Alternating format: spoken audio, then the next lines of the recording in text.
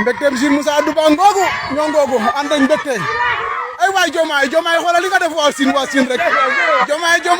wallahi Diomaye defar nga Sine yaa ngi def nii Sine wallahi mbégte baa ngi nii